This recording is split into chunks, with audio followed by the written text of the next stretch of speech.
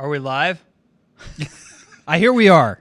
Yeah, I just had to do that because that's what Greg always does. Yeah, are we? So, hey guys, little bit different show today. I mean, we're still going to answer as many questions as we possibly can, but you've got Ben and myself, Jason, instead of Greg. Greg is on vacation, so we're going to try to run it very much the same way. Let me say hi to some folks who we see in the chat all the time. Thorell's Inspired, John Jackson, hello.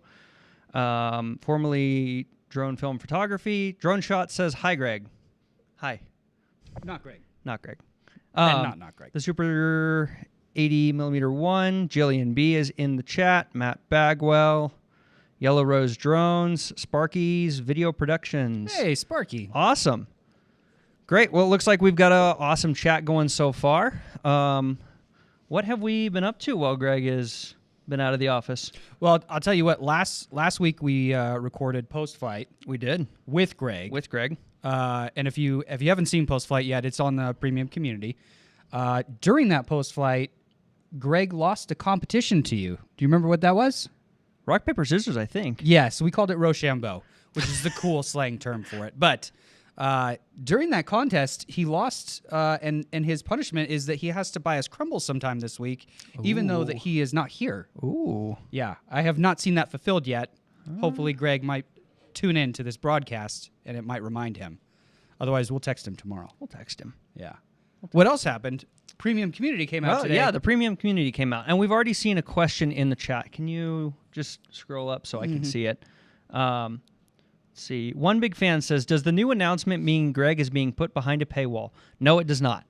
The community is completely up to you. We're still going to be doing the same thing here every week. We're going to be doing the free courses, the deep dive courses that you're all know and love. The Neo is on its way. The Avata 2 is on its way. I've got the Mavic 3 multispectral coming in soon. That's going to be another one. We're really not changing anything. This is new content in addition to what we're already doing. So, no, Greg is not being put behind a paywall. You'll still be able to access us here. You'll be able to, message us on Facebook or ask your questions on News Update, just as you always have.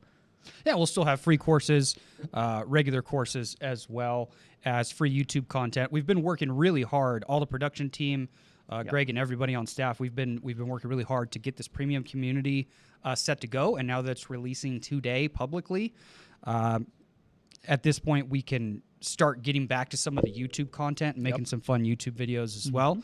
But I'm excited about the premium just because I love the teaching, the education that we do with live Q&As and everything like that. But after people get their part 107, right, it's where to go from there. Where do you go from there? Yes. And we have other specific courses like the photography, videography, mapping, different things like that.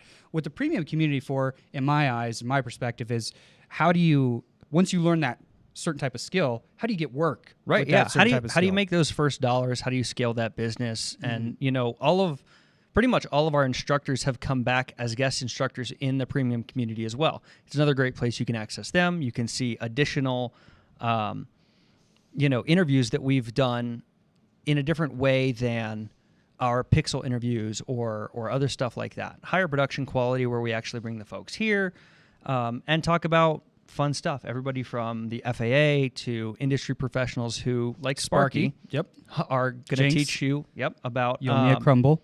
I owe you a crumble. Well, yeah, you get free ones every once in a while. I said jinx. I called it. Should we get to the questions?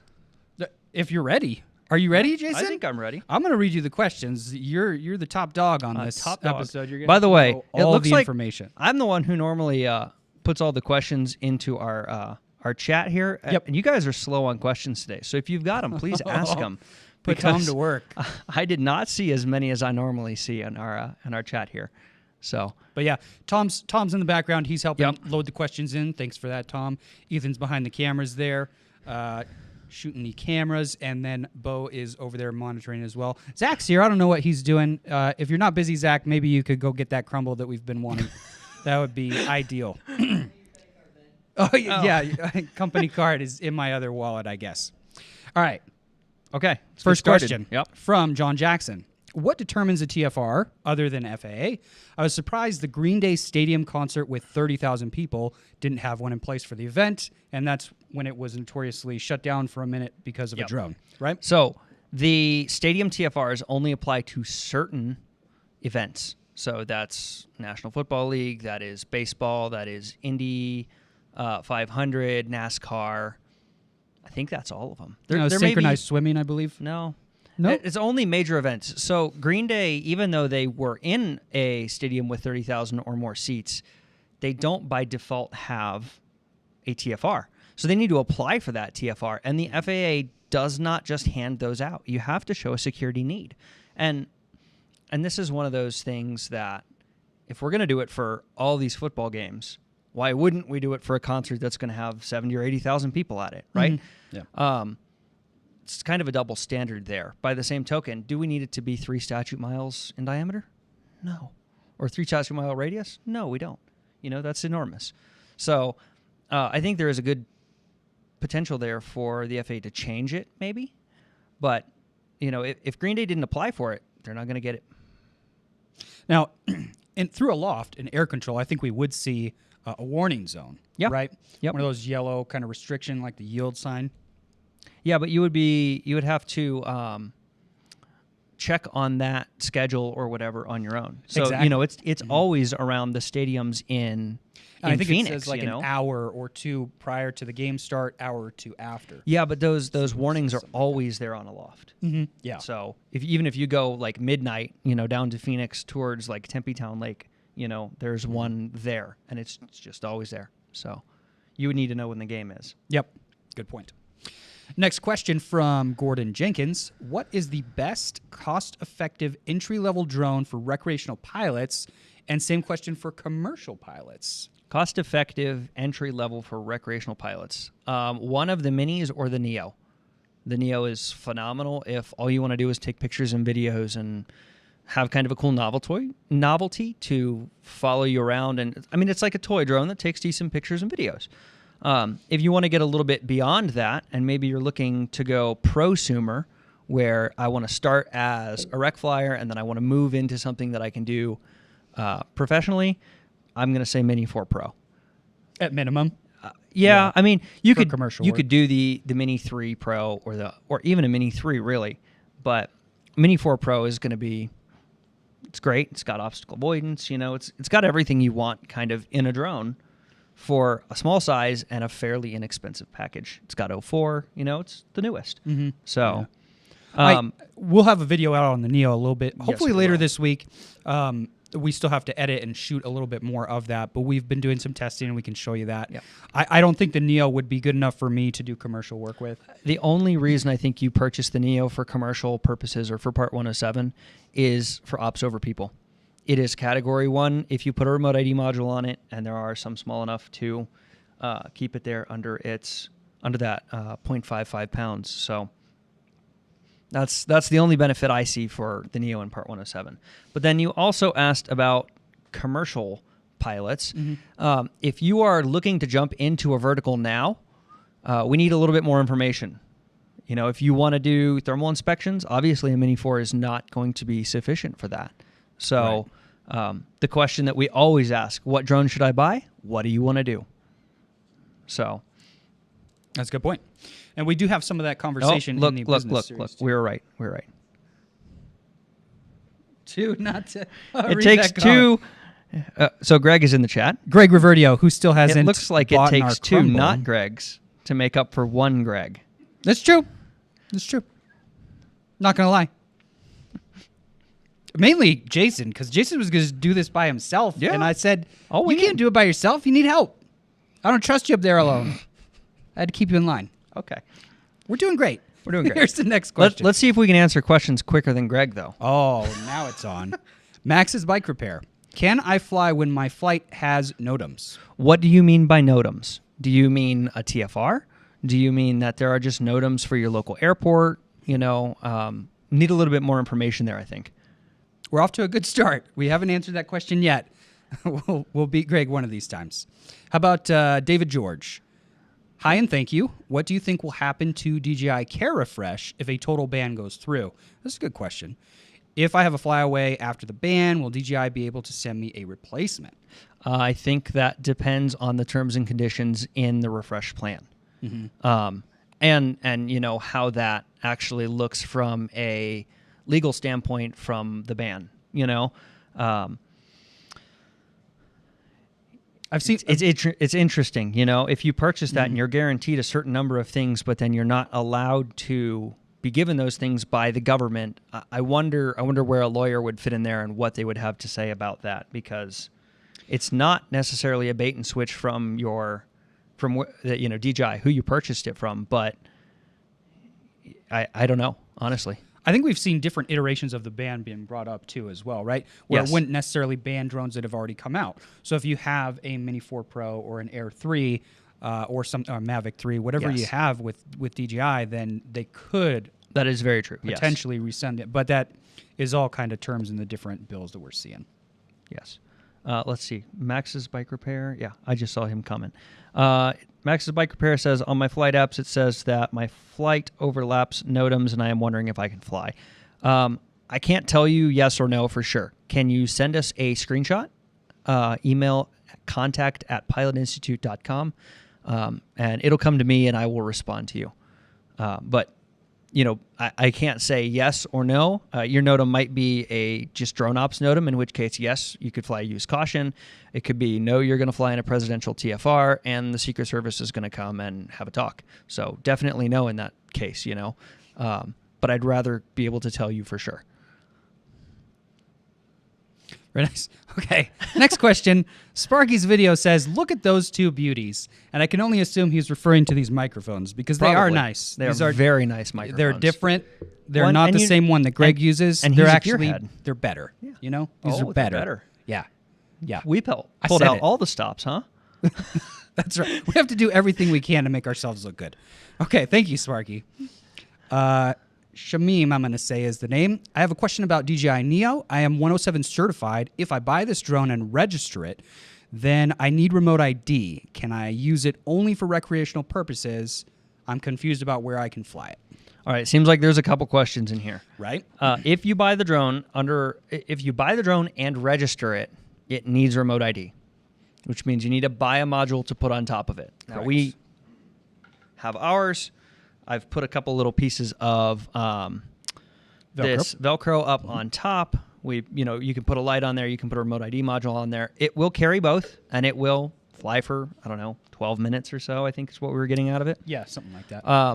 Also, another common misconception for some folks, if you have your Part 107, you could always choose to fly recreationally. Correct. If you have, Yes. like if you bought the Neo and you didn't want to register it, you Yes. could, but then you couldn't use it for commercial purposes. Yes, correct. But if you do register it, it has to have remote ID. If you want to register it for Part 107 and fly it as both Part 107 and recreation, you could put the registration stickers on the battery. And then you've registered one configuration of that aircraft, and then operate it without remote ID and without the registration sticker as your other configuration, because this has no built-in remote ID. With like a second battery without the registration Correct. sticker. So your remote ID module is going to be what's actually registered via serial number, not the aircraft. Does that make sense? Makes sense to me. Cool. Bob Rock, do you think a body camera with sound should be worn while flying? Is there any laws against wearing a camera?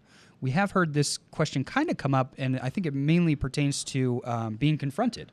Yeah, And I don't know of any laws against wearing a camera. Be just like a dash cam or something similar. Check your local jurisdiction. But I've never had anyone who was unwilling to listen. One person who was unwilling to listen when I was flying. And to those other people, I just tell them, call the police. If you have an issue, call the police. And these guys can vouch for that, because we've been out places and it's been like, you can't do that. Yes, I can. If you've got an issue, call the police. And that's it. The conversation's over there. If they continue to escalate, you just go, no, call the police. Like, I don't want to talk to you. Call the police. I know that I'm legal. I got my binder, just like Vic. And the police show up, you hand them that binder, and they like flip through it, 1 page, 2 pages, and then they're done. They're not going to look through the whole thing. And most of them are probably not going to know what to ask you. So the one time that I did have someone actually call the police on me for that, the police officer showed up. I handed them the binder, and the police officer said, it appears you are more informed than I am. There you go. That's right. There you go. I haven't had the confrontational problem, but I have to say, if it got to that point and I'm not on a paid job, I would just walk away. Yeah. You know? Yeah. I just avoid the confrontation so it doesn't come to that. But Yeah. We have heard of people recommending like a Yep. 360-degree camera, having that going while you're flying. I think it drones, also stuff like that. I think it also depends on where you're flying. Yeah, You know? absolutely. Because like I primarily fly where there aren't people, specifically to avoid that. So Yeah. None Ya Business says, looking for the best advice following a flyaway. Notify the nearest ATC. If so, how? Notify FAA, NTSB. Question. Okay, let's address that first half of the question first. What Okay. happens if there's a flyaway? if there's a flyaway and you're in controlled airspace near an airport, I would call that control tower as soon as you can, and I would just keep calling them. And if so, how? How would they locate? How would they contact the nearest ATC? That ATC's phone number is going to be in the chart supplement. So pull the chart supplement up on your phone. You know, this may be something that like we have ours in our binder. So I know that I can flip to, for Prescott at least, I can flip to the emergency ops page and I can pull up that phone number real quick, call it. Yeah, So I think that's probably I think that's your immediate action. most important. Yeah, if possible, and you can, you know, try to get to maybe a higher elevation or something to see where it's going and be able to advise. That's optimal as well. If you can try to put it into RTH, you know, it really depends on the situation, you know, where you're at, how high your drone is. If we had a flyaway in the Dells, for example, at Watson Lake, we're, I don't know, 3 miles from the airport. Close. We're in the class Delta. It would depend on altitude, because if we're at 50 feet, it's going to crash into the Dells before it goes anywhere. Yeah. You know, and I probably wouldn't call them for that. I would probably try to just fly the aircraft. But Flyaway, it could also start increasing altitude potentially. it could, right? yeah. You'd need to monitor, you know. Yeah. But if I know that the aircraft is going to, if I know the aircraft is going to crash, then I would rather the aircraft crash. And you know, I've had conversations with some folks at trade shows, and probably some of you guys, about why I don't like certain aircraft, because they won't allow me to crash them, and that is something that I feel I should be able to do. If I deem that to be the safest option, is crashing the aircraft instead of landing it somewhere, I want to be able to do that. It is a free country. So- You should be able to crash if you want to. I agree. Second half of the question, should they Okay. notify FAA, NTSB? Don't notify the FAA unless you're required to. Otherwise, it's like going to the police and saying, I messed this up. I mean, it is. Because you don't necessarily know if it'll crash and or cause damage. Well, and that's so where you- NTSB would be. Yeah, neither the FAA or the NTSB is going to be in immediate, like, you don't get on the phone with the FAA when that's happening. You call ATC. After the fact, if you meet the accident reporting threshold for either the FAA or the NTSB, yes, report it to them. Also file a NASA report. NASA report is going to protect you in case the FAA wants to fine you. So, All right, Jason, I have bad news, and questions are stacking up. We're not nearly going as fast as Greg. okay. I need you to pick up the pace. Okay. Okay? I feel Let's like go. I've been reading these questions fairly go. quickly. Carlos Lopez, just got a Phantom 3 standard. I would like to know which remote ID I could get that is FAA approved at a reasonable price. Carlos, the Zing RID is good, and so are the drone tags. Personally, I like the drone tag BS version 2. I think they're $89. They come with a little battery. Do we have ours? No, we do not. I believe that's the one we were using on the That is Neo. the one. It's 5 grams. So no matter what you're putting it on, whether it's a Whoop or, you know, I have one on my Autel Evo, my Evo 2. So, you know, it's tiny. It's pretty insignificant in terms of weight. So it's what I would recommend personally. Next question is from Ben P. Also Ben P. How's it going? I know I've seen you here before.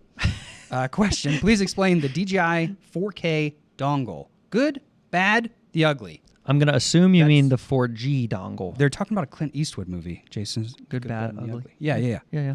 But the dongle. Yeah, The 4G. 4G dongle. I think so. So we discussed this with DJI a little bit at Commercial UAV Expo. And it may still not be available in the United States. We may have messed that up during news update. But from what I understand, it uses both OcuSync and 4G to seamlessly change your connection when OcuSync starts to go out. So once you get beyond OcuSync's range, it'll switch over to 4G so that you don't ever basically see a change. I don't know the price, and I don't know what happens if you run out of 4G or if you operate in an area without it. So hopefully something we'll be able to test. Yeah, because we have not been able to yet. Correct. Next question from Steven Drones. I have the okay to fly from Airspace at Uline build spot, but Uline called the town hall and asked the first selectman to ask me not to fly and record these anymore. Can I still fly there? So the second half of this question, it sounds like somebody asked for you not to fly there, but I don't see a response. I'm not sure if they responded or not. Anyways, Jason, if you want to if you have airspace approval and the ground you are standing on you are legal to fly from, you are fine to fly. Now, with a lot of things, just because you can doesn't mean you should. Right. So I don't know what you're flying exactly or what you are, taking pictures of or anything like that.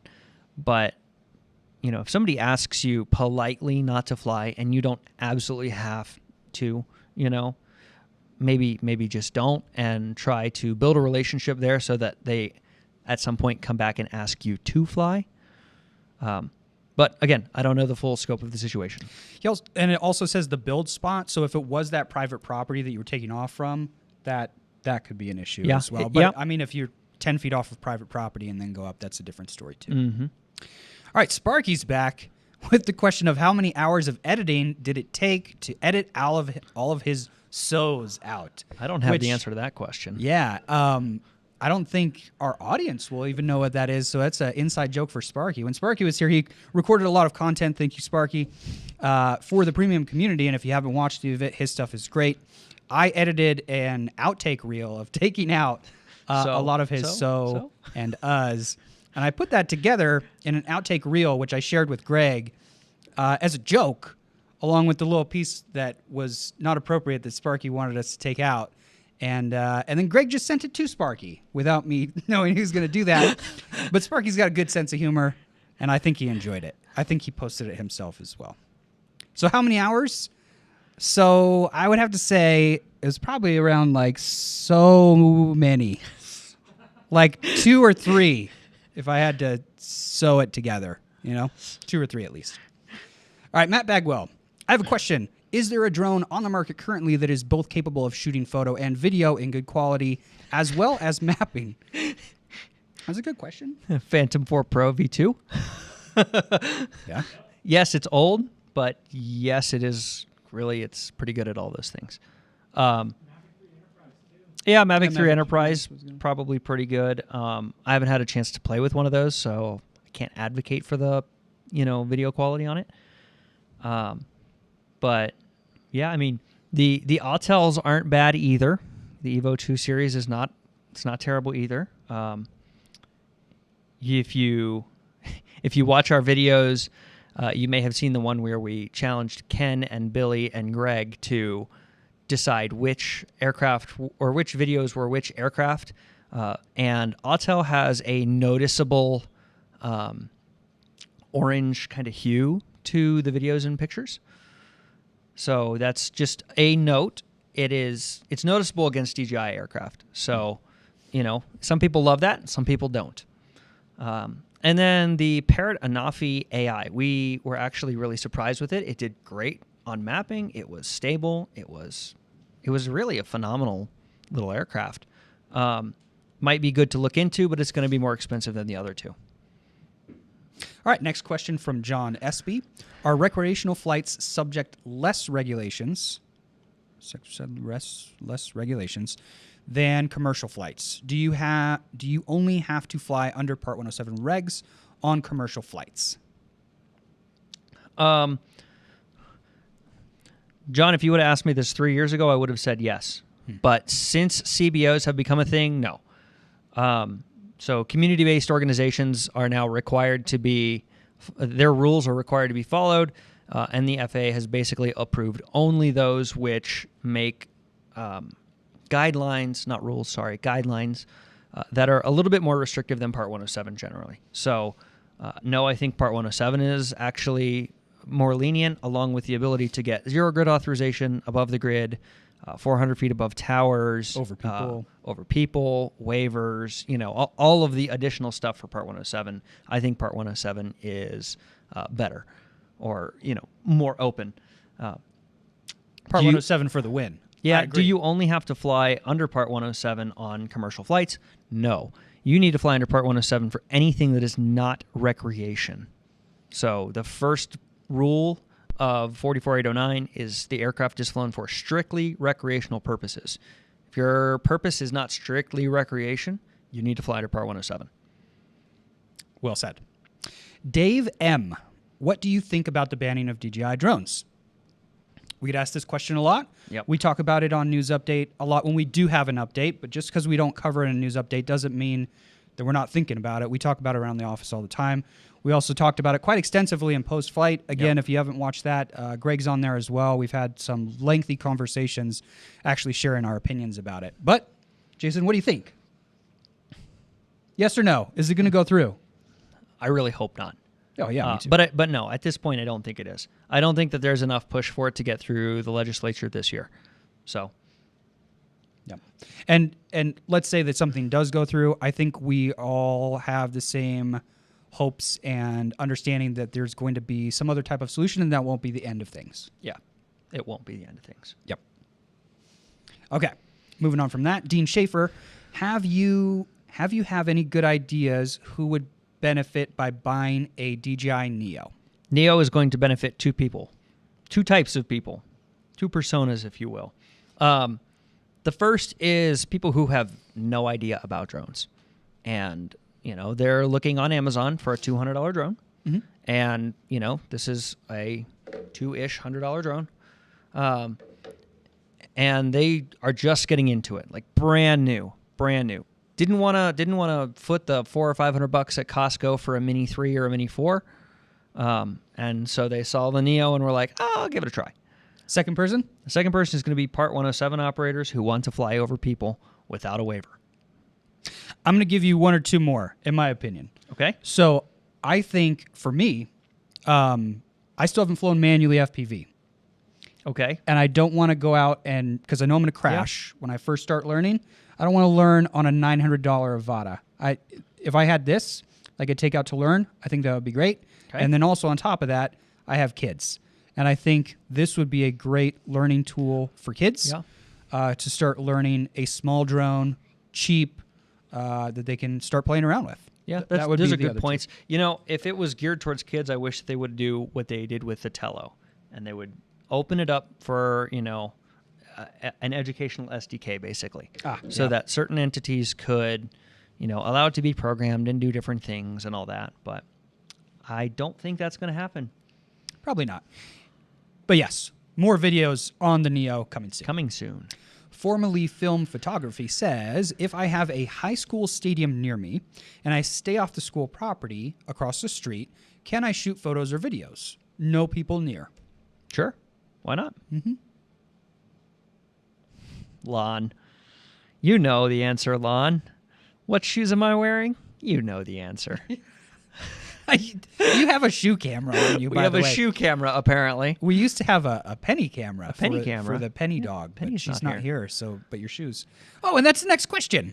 Lon said, you read that question? Yeah. Quit peeking at my screen, Jason. This is my one job. It's not Halo 2 split screen. I wish it was. That was so fun. Pilot777 says, when flying over water treatment plants, I heard that in some states it's not allowed.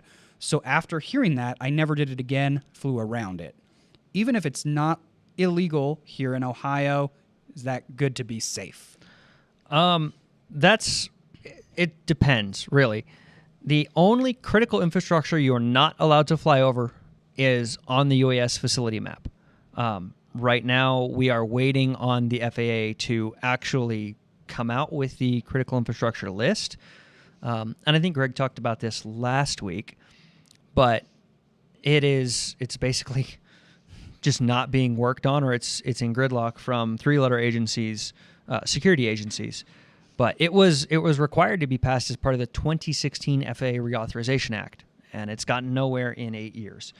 So I hope that they are working on it, because right now every state has something different. You know, Arizona actually says that you have to remain 500 feet from power lines, and you know that is a pain, especially if you're flying somewhere downtown. Any sort of power distribution network is considered critical infrastructure. So, but it's also important to understand that the FAA is the ones who control the airspace, not the states. So, you know, you will see us flying near power lines and stuff, because nobody's ever going to say anything, because we're not going to crash our drones into them. That's correct, because we are safe. You know, I think that if your water treatment plant is on the map, on the UAS facility map, then don't fly over it. If it is not, you're fine to fly over it. Agreed. G. Sal is asking a question about video editing. What is the simplest and lowest priced video editing software you would recommend for doing occasional area real estate teasers? The couple things that we use here, guys, and Bo and Ethan can back me up on this. We use Final Cut Pro, which is a one price payment, but you can only use it on Mac or Apple devices. The other option that we use is Adobe. Adobe has a monthly subscription fee. So if you're looking for easy and cheap, I have heard about CapCut, but I've never used it. Is that free? I would.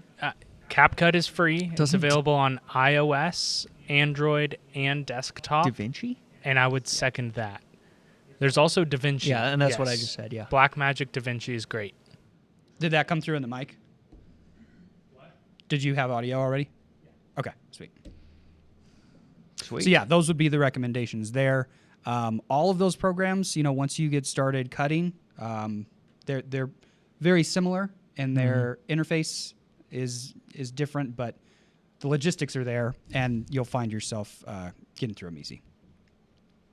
Gromby Girl, I have a DJI Mini 3 Pro. Is this banned? So I need a permit to fly now. No, DJI is not banned. No, you do not need a permit to fly. If you're flying for recreation on the Mini 3 Pro and you're using the small batteries, just make sure you take trust. If you're using the big batteries, make sure you take trust and register your drone. That is all. ADS, Aerial Drone Services, says, may we have a template of VIX folder? I'm not sure what VIX they're meaning. folder? Is that something in a course, or is it something in the chat that he put in there? Was made after you were talking about the police handing them the folder. Yeah, so it's really just a binder of all of our documents. So I made it for Pilot Institute. I have all of our currencies in there. I have all of our pilot certificate numbers in there.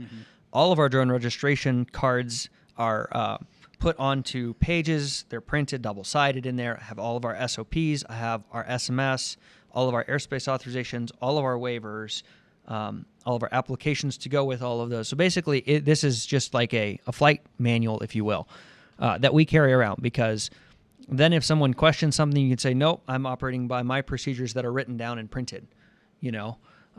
Plus, you've got all of your everything in there really for compliance. So as long as you have your physical Part 107 with you, you're golden. So the idea with that is that any of us around the office can pick up a drone, walk out with a drone, a controller, batteries, and the binder, and be legal. So that is kind of the goal there. Timitron, what is the best drone for long-distance spying? I can't tell from the text if they're being sarcastic.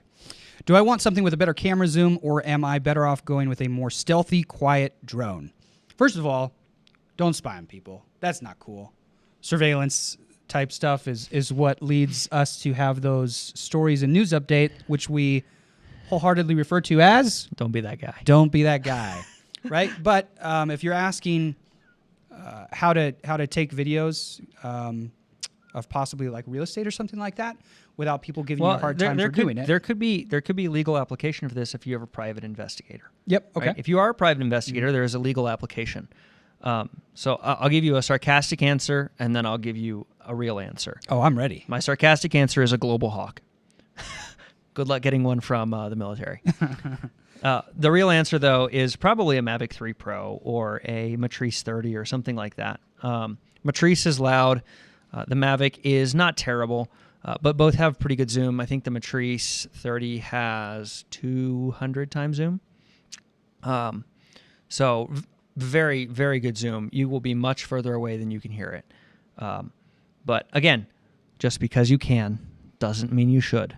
Please don't be that guy. We don't want to talk about you on News Update for negative reasons. Yeah, do something good so we can talk about positive stuff. Yes. Is it 30 optical, 200 digital? 30 optical, 200 digital. I don't know off the top of my head. It might be. Jason, we might have a retraction for next week. Maybe. For you, not me. Maybe. I didn't say anything. Greg's going to have to do it then. Sergio says, what would you have in the binder to present to police if they are called? I think You I can just kinda- covered that, yeah. I have all of our pilot certificate numbers. I have all of our currency documents. So everybody, when they complete their 2-year recurrent training, they print off that full page document. I cut out the little one that goes in their wallet or goes to them. I keep the big one. It gets hole punched, put in there.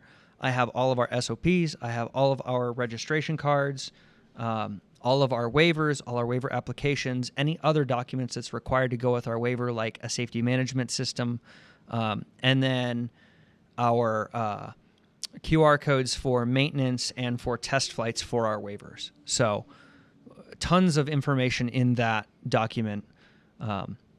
And then actually some of our waivers require additional training. So we have a proof of additional training in those, in that binder as well. But, it's like yay thick, probably 75 to 100 pages. But if you hand that to a police officer and say, here's my compliance documents, they don't know what to look for to begin with. No. An FAA aviation safety inspector might, but chances are they're not. So We also have our Crumble frequency buyer card in there as well, and people take that respectfully. People see that, they know you mean business. Moving on, John Jackson says, "What drone was that? Evo 2?" I'm going to assume you. I'm not sure what that was in Evo 2, reference to. yeah. Yeah. Evo 2. I have an Evo 2 thermal 640T. So it's a great. Oh, drone. I think that love was it. one of the. I think they asked a question earlier about the best. There's a thermal Oh, question. interesting. Evo 2, the Evo 2, right? Mm-hmm. Yeah. Engineered Drone Services. Why would an array of four more than 50-year-old 197-foot AGL radio towers on a hill in an urban area not be on the charts? Thanks, Mina. There's a lot there. Yeah. Jason. You can cheat off my screen. You can look at it. The radio towers may not be on a chart because they don't pose a navigation hazard. So, it is really up to the FAA what gets put on those charts. So if the FAA determines that they are not necessary to be put on those charts, they won't put them on there. It's also possible that the FAA has no idea they exist. So, you could always reach out to them and, and see if they even know those towers exist and, submit them to be added to the chart if you think that would be beneficial. Yeah. Moss Photography, also known as Vic, who sent us some lovely pictures, and we thank you for that, Vic. I gave him a hard time for so many days before he sent them that he will never let me live that down again. Anyways, he said, so the Autels are orange outside and inside. I almost made this comment earlier because you said something about them. Yeah, kind of. Yeah. Well, man, see, if I was doing the comments now, I'd be throwing this video in the chat. But there is a video somewhere. Maybe somebody on the back side can find it of Ken and Billy and Greg guessing on the videos and what drone shot what video. And we filmed all this with our octocopter, and so you have the same shots from a pre-programmed route, and they're played. They're cut and they're played in a grid right next to each other, and it was pretty cool until we realized that. Ken Dono from Original Dobo got all of them correct, like every single one. So, and then it was, how did you do that, Ken? Yeah. So, I don't know how to say that name. Do you think that DJI will ever allow flight apps on the Air 3? nope. I wish. Moving on, next I question. wish they would, but no. DJI wants you to buy into a more expensive drone if you want to use the SDK. Mm-hmm. So they messed up with the Phantom 4 because it did everything and did everything really well, and for its price, it made so many people so much money. So they will not. That is the one thing that I would like to have access to. Yep. Yeah. James Avery, I'm just about to come and visit from the UK. Are there any extra considerations, rules I need to follow, given that I am a foreign pilot flying a foreign sub-250 drone recreationally? James, no, not really. The only difference that I know of between the UK and the US, and maybe it's not a difference, but I'm going to throw it out there anyway because it's what we see a ton from folks coming over from Europe, is that you still have to abide by all airspace limitations. There is no carve out or exemption for sub 250. You got to follow all the rules for recreational flying. You don't need to register because your drone is under that weight, as long as it remains under that weight at all times. But yeah, just be sure that you check airspace. There's no exemption. There's no, I can fly up to 50 feet without permission. No. If you take off from somebody's backyard that starts or is in controlled airspace here that requires approval, you have to get that approval. So another recommendation, if you haven't already, would possibly do take the trust. Yeah, take trust. If you haven't already, you need to take trust. Yep. Which you can find where, Jason? Trust.pilotinstitute.com. That's where it's at. We'll teach you. Super easy and free. All right. Richard says, could you post a link to the NTSB or FAA for a flyaway incident? So for the FAA, you're going to, should you need to report something to the FAA, it's done in the FAA drone zone. For the NTSB, you got to call them. Most of the time, what I have heard for flyaways or flight control malfunctions is what they're interested in. They take the report, if they take the report, and then they say, okay, you're good, and people never hear from them again. They never give a written report. I've also heard of people calling them to say, hey, I had a flyaway, and them being like, yeah, cool, we don't care. So, it's required under Part 830, but, if you have a flyaway, give them a call, say, hey, this happened, file a NASA report, which is probably the best report you can do because it is to protect yourself, and give the NTSB a call, and if they take your report, great. If not, you've got it in writing elsewhere via NASA, and you're protected should something come back on you. Good advice. Cloud Camper is asking, to be clear, I can fly the Neo over people legally. Yes, but... Yes, but... Go for it. You need to be Part 107, and you need to have remote ID. It does not come with remote ID, so that's where you would need the remote ID module, and flying recreationally, you still cannot fly over people. Correct. JJ Rods, hi, what are good practices to log flight hours? JJ, a great tool that we use and we talked about during post-flight today was AirData, UAV. It's basically an online logbook. You upload your flights to it, and it keeps track of all of your flights, your battery cycles, the actual flight route, all of that stuff. Aloft Air Control does it as well. So we use both of those systems, and we have our flights in both places.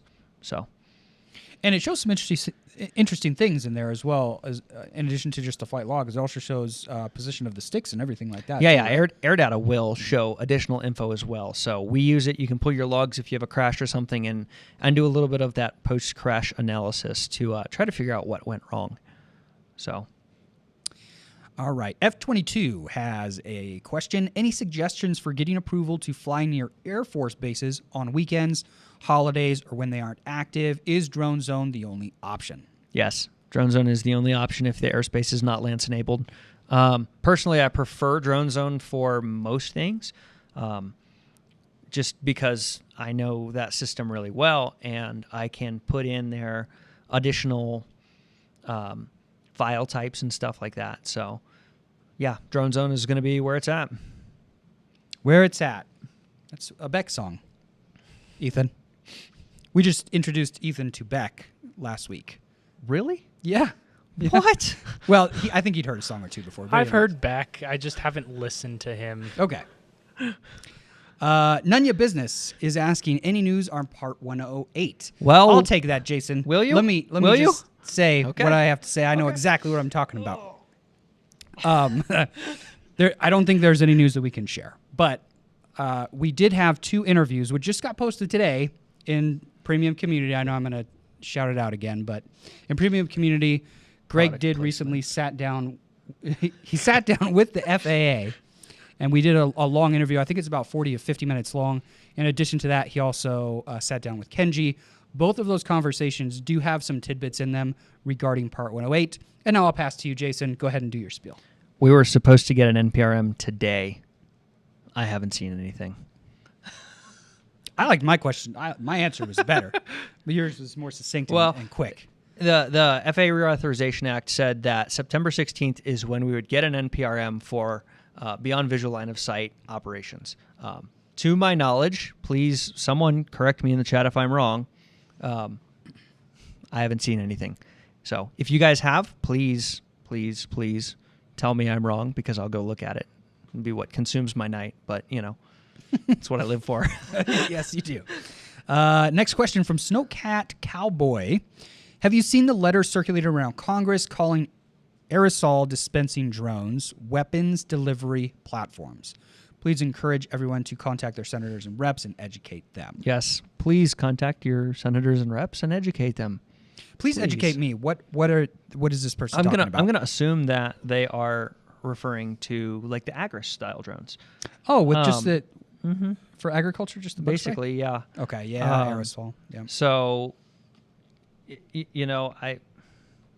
I think that Congress and people who want to fearmonger are going to do whatever they need to do to fearmonger. That comes from both sides of the aisle, right? Sure. So, please educate. If you find a staffer or someone else who is willing to listen, take them out and fly. Show them what you're looking at. The more educated we have, not only the representatives and the senators, but the staffers who, assist them with a lot of these policies, the better. Very nice. RTW Drone Pilot, I'm going to say. I want to shout out to Sparky. I thoroughly enjoyed the episode on his cinematic drone business. That's in the premium community. Awesome. While I continued to practice, what I did get to my immediate satisfaction is a rechargeable air duster. Nice. Yeah, Sparky had some great... what? Oh, one of these guys? Nice. It's not rechargeable, no, but this is a nice little air It is duster. rechargeable if you think about it. It's the most, sustainable recharge there is. It's just air. No, he had some great advice and information in there. And if you don't know Sparky, he's flown for Netflix and Amazon, done a lot of commercial work and some high-end productions. And we really loved having him here and appreciated his help with that class. Cliffhanger FPV, at what altitude is considered not trespassing over someone's property? I think I know the answer to this. Actually, Okay. I do. Shoot. But no, Shoot. I'm not going to say shoot. it. Say no, it. I you just brought it up. You brought it up. You got to say it now. It's over the blade of grass. Yeah, pretty much. Pretty much. This is one of those just because you can doesn't mean you should. Not trespassing is airborne over their property. If you're not touching their property, you are not trespassing in the eyes of the FAA. Now, you can't fly over people, obviously, right? Unless we have certain equipment. But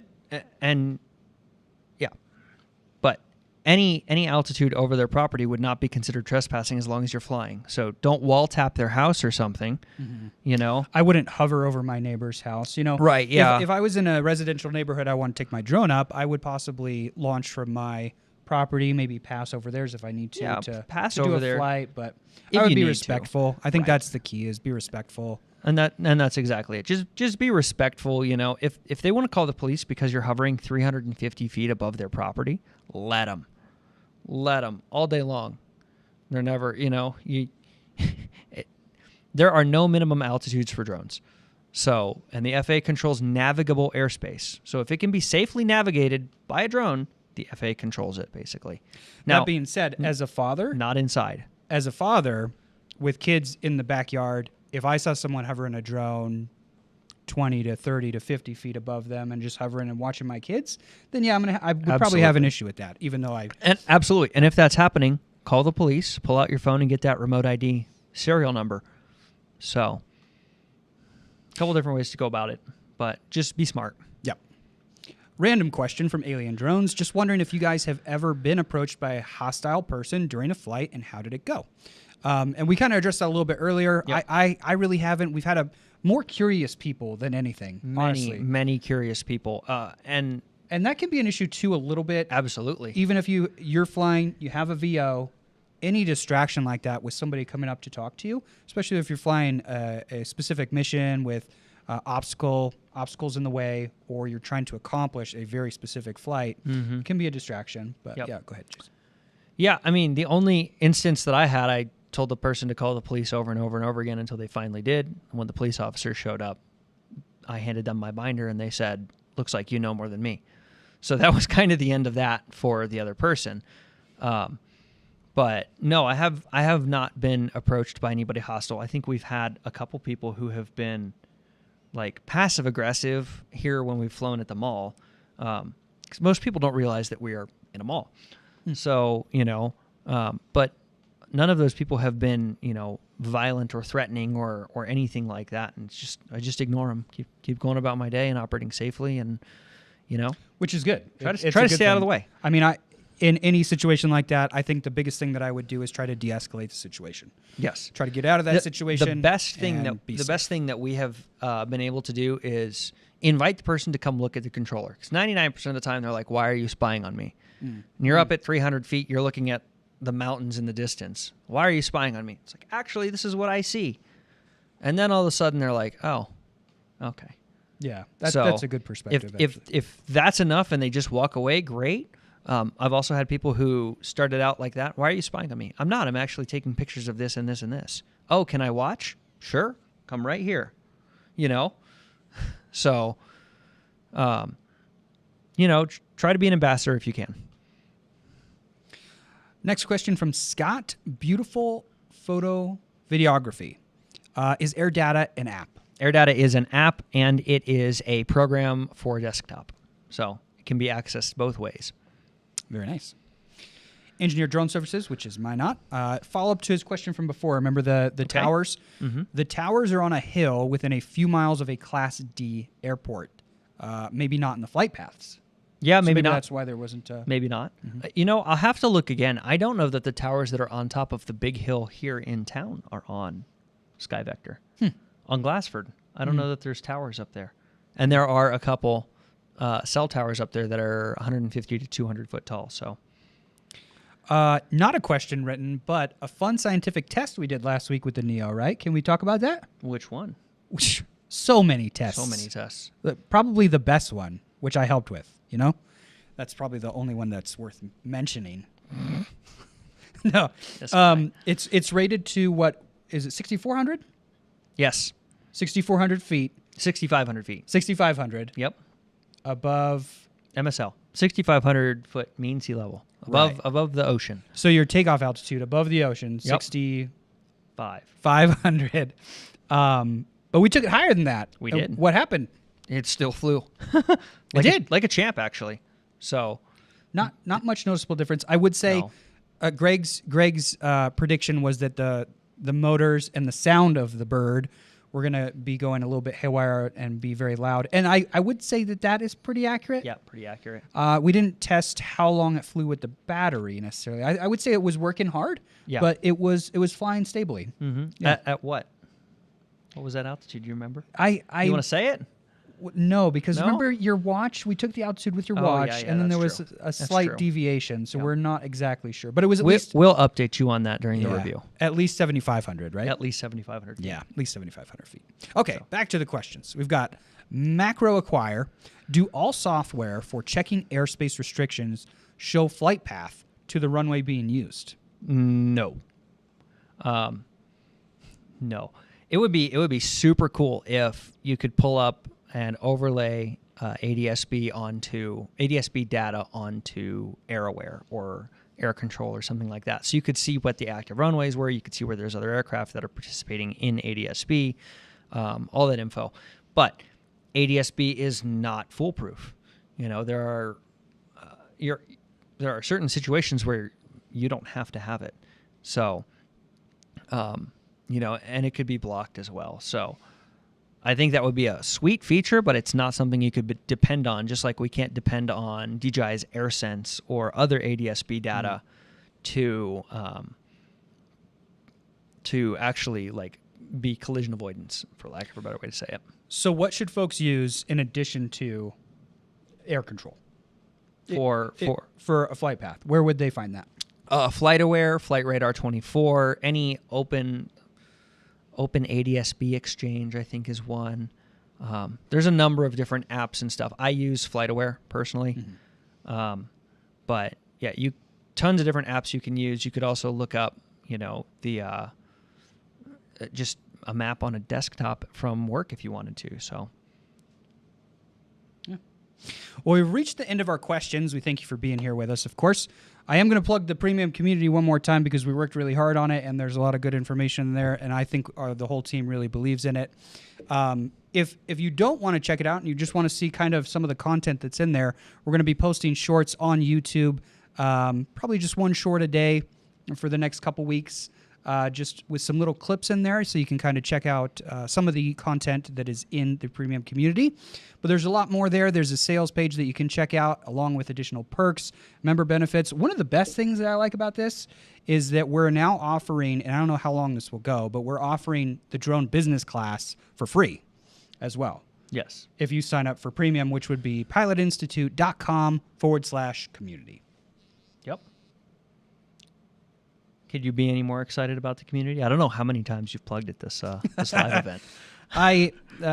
Starting to get I need a spray bottle over here. Like, It's my only job. it's not. All I had to do Product today placement. was read out these questions, film post-flight with you, and do this. await crumble to be delivered, which did not happen. Yeah, probably not going to happen today. We'll see about tomorrow. Yeah, sad. See about I say Greg's on vacation. We text him every hour on the dot until we receive crumble. Oh, man. Yeah, I'm going on a hunger strike until it's delivered. Well, I think we're going to end it there with him on a hunger strike. So we'll update you next week or at the end of the week if Ben makes it. I'll be fine. All right, guys. Thank you for tuning in, and we will see you on Friday for news update and on Monday for live. Greg will be back on that one, so you won't have to deal with us. True. And on Premium Community, anytime. We're there 24/7, all day long.